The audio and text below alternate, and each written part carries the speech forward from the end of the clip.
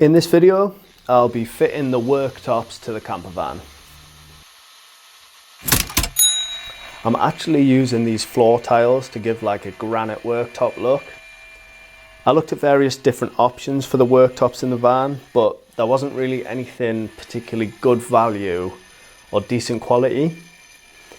We've got solid oak worktops in the house, but even the thin ones of these would have been pretty heavy to add to the van. And some of the purpose-built van worktops are ridiculously expensive and not really the best quality. And I considered using like a plywood and adding an edge band to it, but decided against this. So we went for these floor tiles. So first up, I measured the size and then cut the tiles to fit the worktop area. And then I marked out where the sink and hob cutouts would be by marking on some masking tape.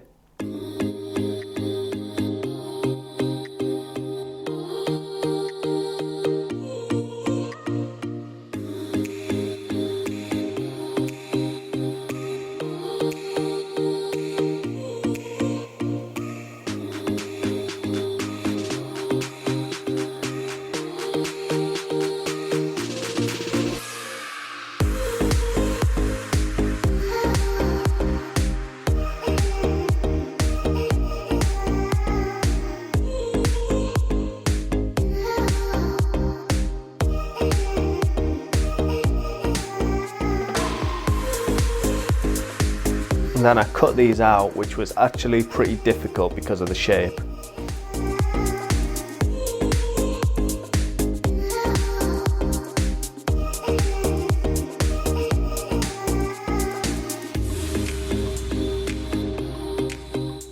And once they were all cut, I fitted these by siliconing them to the cupboard frames.